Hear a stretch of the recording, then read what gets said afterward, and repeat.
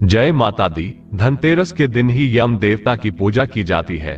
माना जाता है कि इस दिन यम देव का पूजन करने से यमदेव हमें अकाल मृत्यु के भय से दूर करते हैं। इसलिए अकाल मृत्यु से बचने के लिए धनतेरस के दिन यम देव की पूजा की जाती है। और यम देव की पूजा दिन में नहीं बल्कि रात के समय होती है।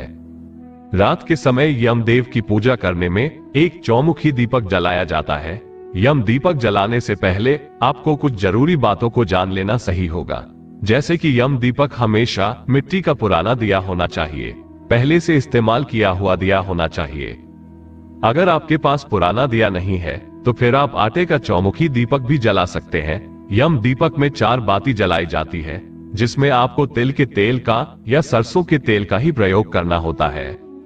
यम दीपक जलाने के साथ ही आपको ध्यान रखना है कि रात के समय ये दीपक उस समय ही जलाया जाता है जब परिवार के सभी सदस्य घर के अंदर आ गए हो, क्योंकि जब यम दीपक एक बार जला लिया जाता है तो उसके बाद घर के द्वार को लांघ कर यानी कि घर से बाहर नहीं निकला जाता है।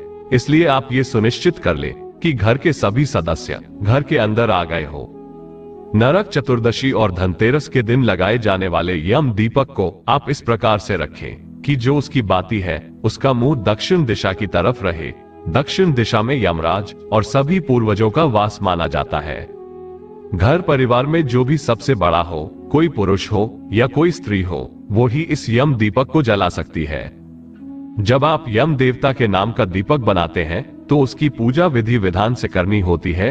यम देवता का जो दीपक है वह घर के मुख्य द्वार पर रखते समय नीचे आप थोड़े काले तिल जरूर रखें, उसके ऊपर यम का दिया रखें और यम दिए को प्रज्वलित करें।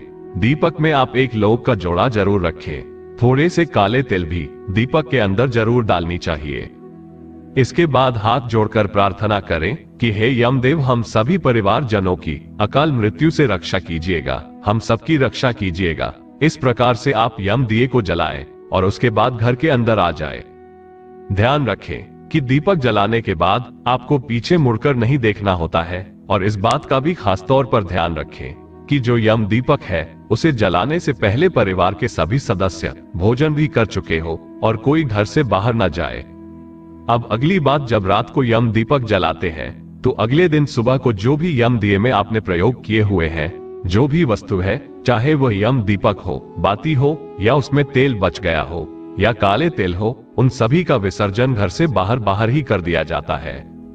यम दीपक की कोई भी सामग्री घर के अंदर नहीं लाई जाती है। इस प्रकार से आप यम दीपक जलाएं। कई बार ऐसा होता है कि लोग किराए के घर पर रहते हैं तो घर के मेन गेट पर आप यम दीपक नहीं जला पाते हैं, तो जो भी आपके कमरे का मुख्य दरवाजा है जिससे आप सब परिवार के सदस्य अपने खुद के कमरे में अंदर प्रवेश करते हो, उसके मुख्य द्वार पर आप जला सकते हैं। इसके अलावा यम दीपक आसपास किसी नाले के किनारे पर या कूड़े के ढेर के पास भी यम दीपक जलाया जाता है।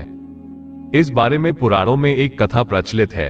यम दीपक में 4 बाती है इसलिए लगाई जाती है, या यम दीपक चौमुखा इसलिए होता है ताकि यमदेव चारों दिशाओं से हमारी रक्षा करें, चारों दिशाओं से हमें कोई भी नुकसान न हो, सर्वत्र हमारी रक्षा यमदेव करें।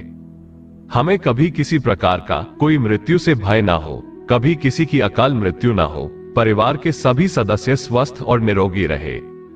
एक बार यमदेव ने अपने दूतों से पूछा कि क्या तुम्हें प्राणियों के प्राण हरते समय कभी किसी पर दया भी आती है? तब यमदूतों ने संकोच करते हुए कहा, नहीं महाराज। यमदेव को लगा कि शायद किसी कारण से यमदूत उन्हें सच नहीं बता रहे। तब यमदूतों को अभयदान देते हुए उन्होंने कहा कि डरो मत और सच सच बताओ। एक बार वे सचमुच किसी के प्राण हरते समय डर गए थे और वे उसके प्राणों को बिल्कुल भी हरना नहीं चाहते थे। एक बार हंस नाम का राजा शिकार करने के लिए गया और भटक कर दूसरे राज्य की सीमा में चला गया। उस राज्य के शासक हेमा ने राजा हंस का बड़ा सत्कार किया। उसी दिन राजा हेमा की पत्नी ने एक पुत्र को जन्म दिया। ज्योतिषियों ने नक्षत्र गणना करके बताया कि वो बालक विवाह के 4 दिन बाद ही मर जाएगा। राजा हंस के आदेश से उस बालक को यमुना के तट पर एक गुफा में ब्रह्मचारी के रूप में रखा गया और आदेश दिया गया कि उस तक किसी भी स्त्री की छाया तक न पहुंचने पाए, किंतु विधि का विधान तो अटल होता है। एक दिन राजा की युवा बेटी यमुना के तट पर निकल गई और उसने उस ब्रह्मचारी बालक से गंधर्व विवाह कर लिया। विवाह के चौथे दिन ही वह राजकुमार मृत्यु को प्राप्त हो गया। दूतों ने कहा कि महाराज, हमने ऐसी सुंदर जोड़ी कभी नहीं देखी थी और उस महिला का विलाप सुनकर हमारे भी आंसू निकल आए थे। तब यमदेव के दूतों ने उनसे पूछा कि हे महाराज, क्या अकाल मृत्यु से बचने का कोई उपाय नहीं है? तब यमराज ने कहा कि धनतेरस के पूजन और दीपदान को विधिपूर्वक पूर्ण करने से अकाल मृत्यु से छुटकारा मिलता है। जिस घर में ये पूजन होता है वहां अकाल मृत्यु का कभी भय नहीं होता। मान्यता है तभी से धनतेरस को यम का दीपक जलाने की परंपरा प्रारंभ हुई।